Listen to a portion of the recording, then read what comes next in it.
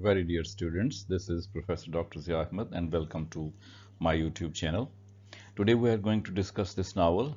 1984 is the title, written by George Orwell.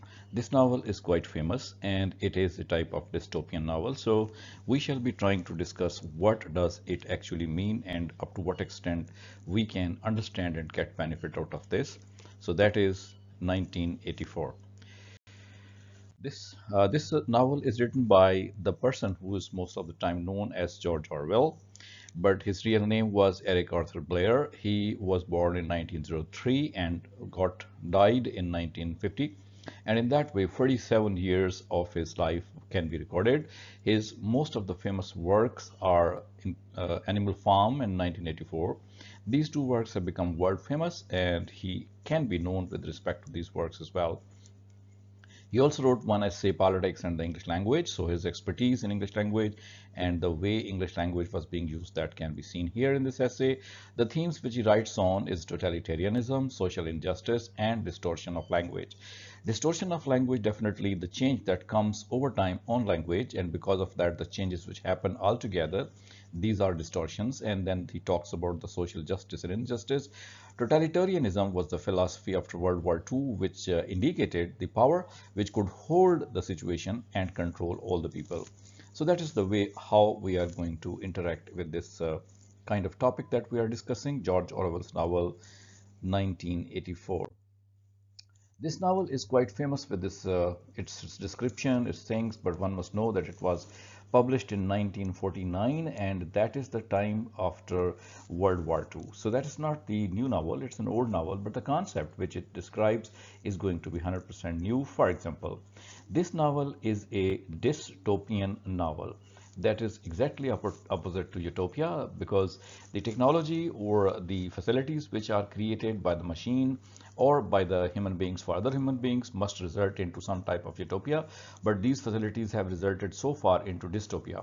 That is why this novel is representing this type of theme, this type of genre, and it can also be termed as the political fiction. The setting of the novel takes place at a place which is called Oceania. That is an imaginative place, and this place goes to say that here the formerly Great Britain used to rule, and now the French government rules on that. The main concepts which have been discussed in this novel is about the future of the mankind, which is not going to be that bright future, because the governments would become very strong and they would like to hold their control on almost all the aspects of life. And in this way, what they are going to do, or what it's going to result in, is the suppressing of individuality and human freedom. That is what the thing is going to happen in our next coming futures, and this is what has been visualized by George Orwell in his novel 1984. That is the overview of the novel. And then we can talk about some of the historical context which lies behind the working of this novel. First of all, it was written at that time when World War II had ended. A kind of totalitarian philosophy had taken place, and the regimes under this philosophy were working. For example, one regime in Stalinist Soviet Union and the other regime in Nazi Germany, that were the most powerful regimes which were working, and they were controlling the lives of the people.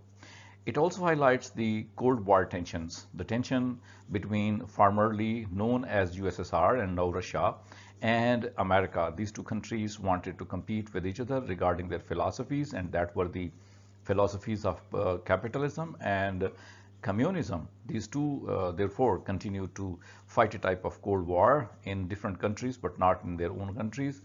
And so that novel also highlights this kind of thing. George Orwell tells us that this type of regime are not so good for humanity. They are rather dangerous and can result into something very, very opposite to the desires the humanity wants to achieve. So that is the message of writer after this Cold War. Then is the post-World War era. And then proceeding further, we can talk about different themes which are utilized in this novel. One of these themes is the totalitarianism. Again, the thing has come here. Let's talk about this. According to this theme, the omnipresent government of Big Brother with absolute power over citizens. Totalitarianism here meant that somebody who is the controller is known as Big Brother, and he is all the time present everywhere through his agencies or agents or the machines, and he therefore is able to enjoy the absolute power over the citizens. He could control them. That is the way totalitarianism worked at that time. Then comes the surveillance. That is a type of look after, or one can say watch over the people, a type of panopticon, as was suggested by one another philosopher. Big brother is watching you all the time was the slogan, and in that way people felt constantly being monitored. Their privacy was damaged, freedom was finished, and that is what is reflected in this novel. There was the control of language as well. I mean, it was a type of language which was called to be a limited language, having limited vocabulary and words and the complexity of language. This was called as the newspeak, and that was practiced most of the time at the places which were governed by this big brother. Then comes the individualism and the collectivism. Both of these philosophies definitely come up with an idea that one should either go for one's individuality or collective struggle for the betterment of humanity. And here we can see that only one person, that is Winston Smith, he rebels against the system and therefore he stresses his individuality. While talking about these things, we should talk about some of the characters also. One of them is Winston Smith, who is supposed to be the protagonist of the story. He's not that big person, not big politician. He's simply a low-ranking person, and but then he, with the passage of time, considers of rebelling against the policies of the government or the party. So therefore, he's a type of rebel, and he falls in love with the woman, and the woman also falls with him. That is Julia.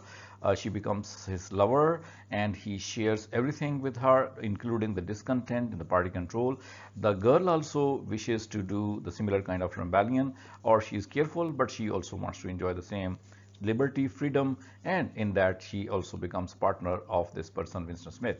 Now, one can also say there's a third character, O'Brien, who is a complex character because apparently he works for the benefit of Julia and Winston Smith, but actually he was working for the so-called party in order to spread more news.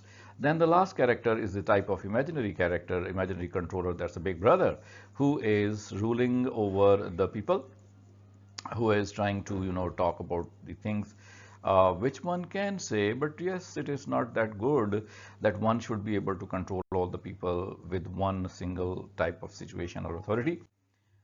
Big Brother, therefore, is a person who is a party as well. He has a party, but then he himself is a party.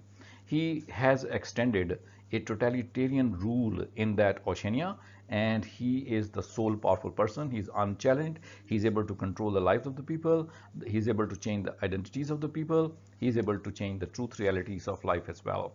His slogans are very confusing and very complex also. For example, he says that war is peace, freedom is slavery, ignorance is strength, examples of double think. So as the people are made to think in double way, the past showed something else, now the present shows something else.